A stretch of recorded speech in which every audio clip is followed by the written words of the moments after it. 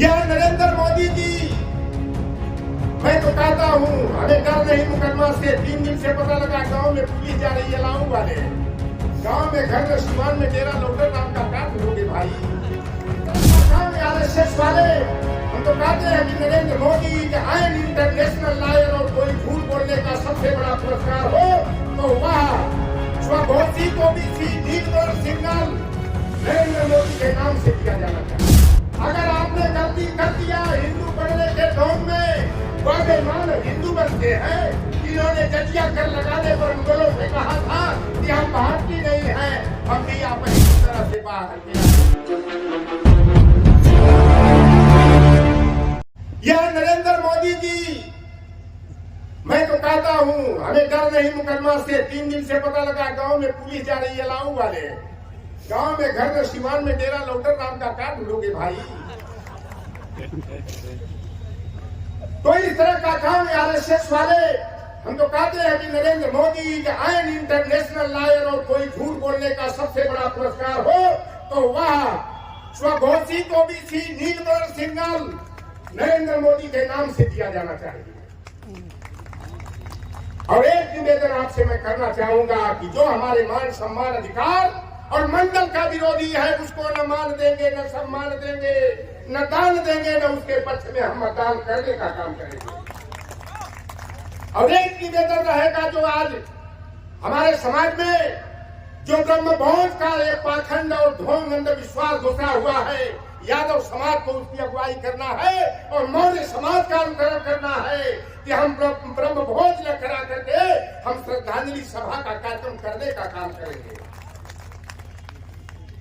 स्वामी प्रसाद मौर्य जी लोटरराम निषाद को हिंदू विरोधी करार दिया जाता है। रे बेईमानों, बेईमान राम के नाम पर डंका बजाने वाले, राम के नाम का राजनीतिकरण करके जो है मंडल कमीशन के विरोध में कमंडल की राजनीति शुरू करने का काम किए थे।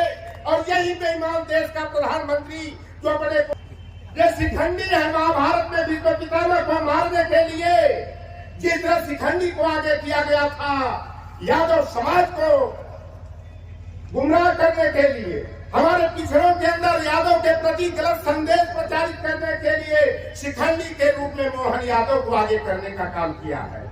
कि मंडल कमीशन के तहत 27% आरक्षण न दे करके 50.09% ओबीसी को, वहाँ पंचायत में मात्र 7% और नौकरियों में 14% आरक्षण दिया गया है। और 14% आरक्षण की भी दखलगी भारतीय जनता पार्टी की सरकार के द्वारा किया जा रहा है। आज तमाम ये मुद्दे हैं। 69,000 शिक्षक की भर्ती का मामला हो, चाहे आई टेस्टिंग अफसर की भर्ती का मामला हो, ग्राम विकास अधिकारी का मुद्दा हो, चाहे ईओ की भर्ती का मामला हो, चाहे आयुर्वेदिक चिकित्सा अधिकारी के पद पर हमारे ओबीसी एससी के आरक्षण कोटे की खुलेआम डकैती की जा रही है। तो फूल वही चुन पाते हैं जो कांटों से टकराते हैं।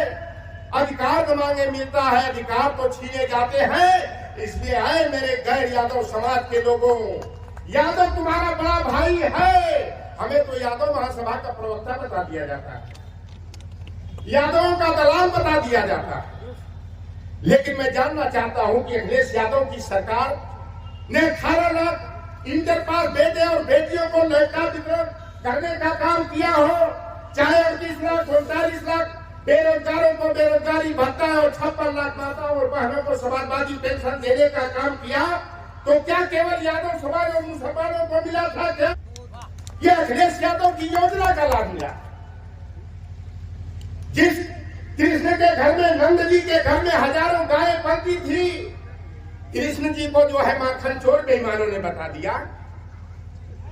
चरवाहा विद्यालय खोल करके लोहार पर मला केवल कुर्मी काशी गलेरिया धनगर पाल चमार मुसार के बेटे और बेटियों को चरवाही के साथ साथ पढ़ाई के लिए जिन्होंने चरवाहा विद्यालय खोला, सामाजिक न्याय के महाधिवक्ता गुजरी के लाल परमानंद जी लालू प्रसाद यादव को बेईमानों ने चारा चोर कहा।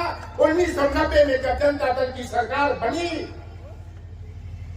उस समय चारा घोटाला के लिए जांच समिति लालू प्रसाद यादव ने किया। 10 बरस जो पहले मुख्यमंत्री बेईमान था उसने चारा चोरी करने का काम किया था। लेकिन जातिवादी जज मिश्रा ने लालू प्रसाद यादव को जेल और जगन्नाथ मिश्रा को बेल दे दिया।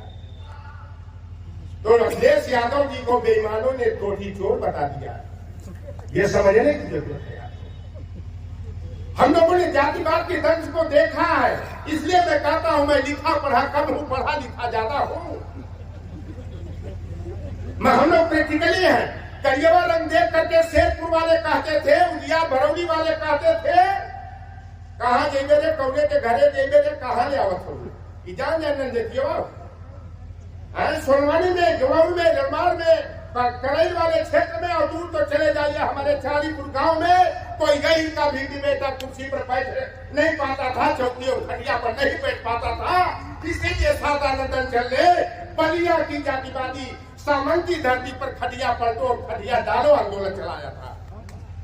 अगर आपने गलती कर दिया हिंदू बनने के ढोंग में, वह बेईमान हिंदू बनते हैं जिन्होंने जजिया कर लगाने पर मुगलों से कहा था कि हम भारतीय नहीं हैं, हम भी आप ही की तरह से बाहर के आए हुए लोग।